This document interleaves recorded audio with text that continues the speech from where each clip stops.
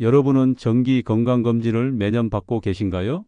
아니면 2년에 한 번씩 받으시나요? 익숙하고 당연하게 여겼던 그 검진이 실은 여러분의 생명을 갉아먹고 있다는 사실 알고 계셨나요? 믿기 어려우시겠지만 이것은 단지 의혹이 아닌 실제로 벌어지고 있는 현실입니다.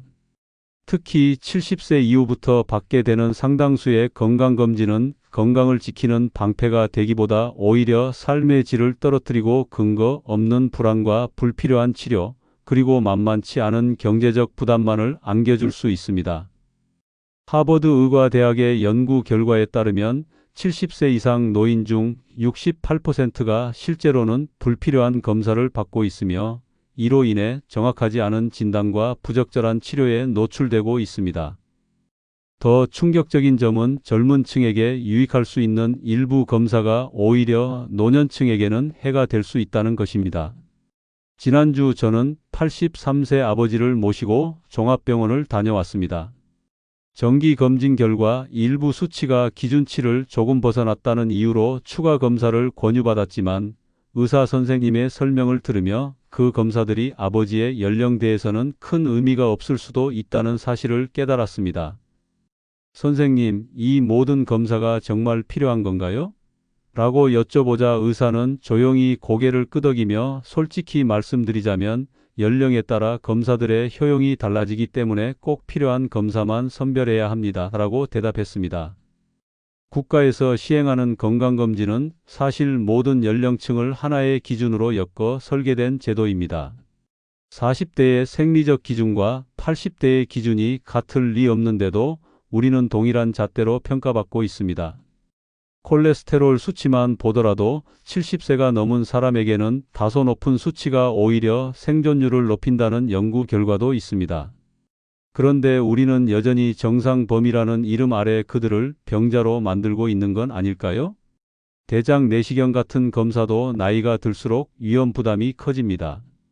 장 천공과 같은 중대한 합병증이 발생할 확률이 있고 실제로 80대 고령자는 40대보다 그 위험이 4배나 높다는 연구도 있습니다. 단순한 검사라고만 생각했던 것들이 노년의 몸에는 커다란 충격이 될 수 있다는 사실을 간과해서는 안 됩니다. 제 어머니는 건강검진에서 콜레스테롤 수치가 기준치를 조금 넘었다는 이유로 스타틴이라는 약을 처방받으셨습니다. 처음엔 아무 의심 없이 복용을 시작하셨지만 얼마 지나지 않아 근육통이 생기기 시작했고 간단한 움직임조차 고통스러워 하셨습니다. 알고 보니 어머니 연령에서는 그 정도 수치가 문제되지 않는다고 하더군요.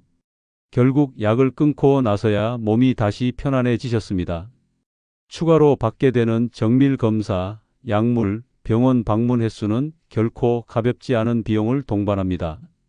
제 친구 중 한 분은 1년 동안 계획했던 해외여행 자금을 모두 불필요한 검사와 치료비로 쓰고 말았습니다. 건강을 챙기려 했던 일이 오히려 삶의 여유와 즐거움을 앗아간 셈이죠. 가장 근본적이고도 중요한 문제는 심리적인 스트레스입니다. 제 친구 박기훈 선생은 76세에 받은 종합검진에서 폐에 아주 작은 결절이 발견되었고 이후 6개월 동안 반복되는 검사와 기다림 속에서 불안과 스트레스에 시달렸습니다. 결국 아무 문제 없다는 최종 진단을 받았지만 그는 그 6개월 동안 난 매일 죽음을 생각했어. 아무 일도 없었는데 말이야 라고 털어놓았습니다. 이처럼 필요 이상의 검진은 몸보다 마음을 먼저 병들게 할 수 있습니다. 하지만 모든 검사를 줄여야 한다는 의미는 아닙니다.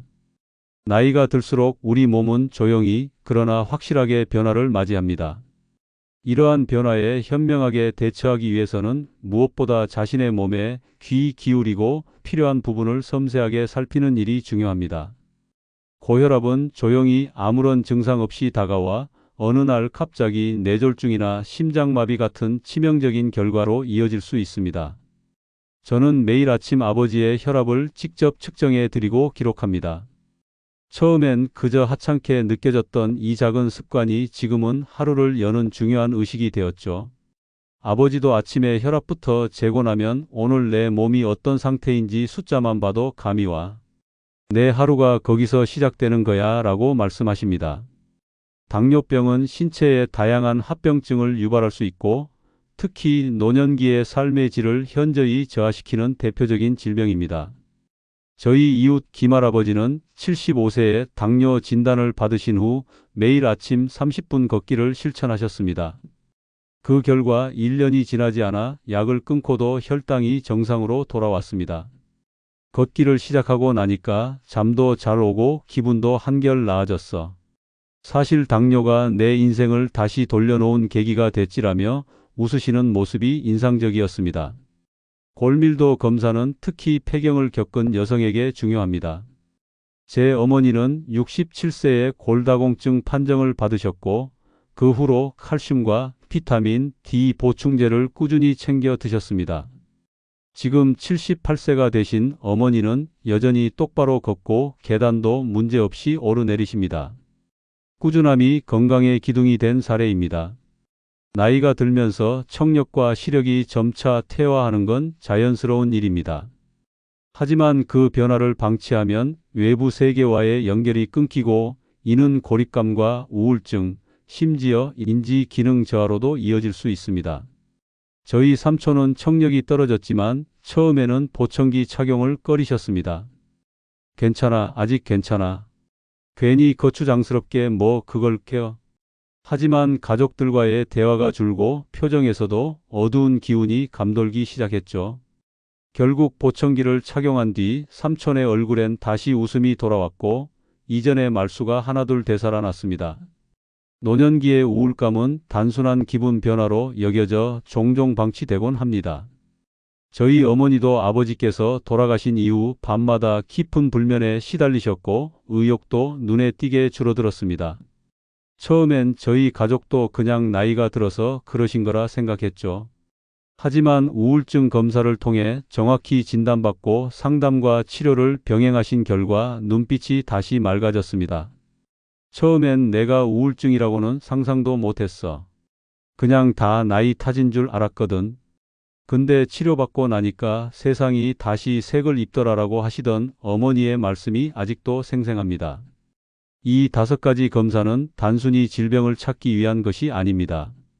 그보다 더 중요한 건 인생 후반전을 보다 편안하고 풍요롭게 살아가기 위한 준비란 점입니다. 건강검진은 결코 하나의 기준으로 모든 사람에게 동일하게 적용되어서는 안 됩니다.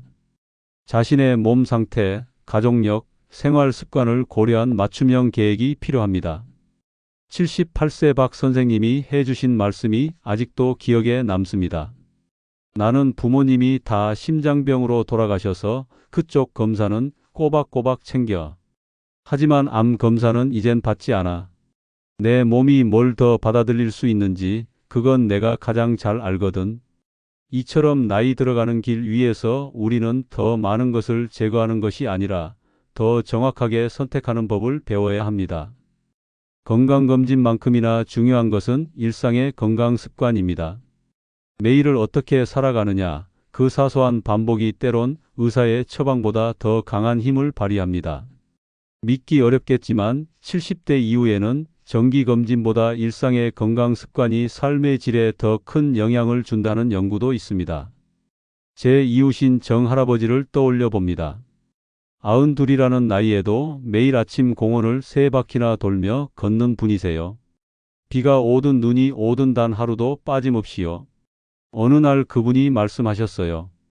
약도 좋지만 내 다리가 더 좋은 약이지. 걷기를 생활화한 이후로는 병원 문턱도 잘 넘지 않게 됐어. 그 말을 듣고 저는 정말 가슴 깊이 느꼈습니다. 운동, 특히 나이 들수록 그 중요성은 이루 말할 수 없다는 것을요. 노년기에는 근육량이 자연스럽게 줄어들기 때문에 단백질 보충이 무엇보다 중요합니다.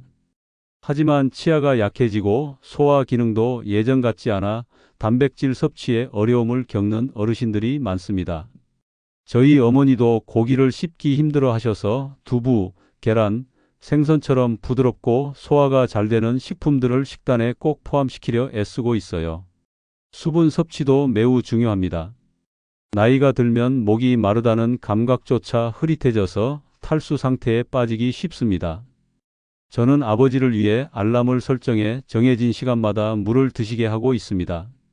처음엔 성가시다고 하셨지만 이젠 자연스럽게 물을 챙겨 드시게 되었고 덕분에 피부가 덜 건조해지고 변비도 많이 줄었어요. 수면의 질도 절대 무시할 수 없습니다. 저희 어머니는 매일 저녁 8시가 되면 따뜻한 우유 한 잔을 마시고 가벼운 스트레칭을 하신 다음 잔잔한 음악을 들으며 잠자리에 드십니다. 이 나이에 약 없이 잠든다는 게 얼마나 감사한지 몰라.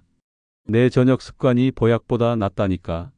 어머니의 이 말에는 오랜 불면과 싸운 시간, 그리고 지금의 평온함에 대한 고마움이 가득 담겨 있습니다. 무엇보다도 사회적 연결은 건강의 기본입니다. 노년기에 들어서면서 건강검진의 의미는 근본적으로 바뀝니다.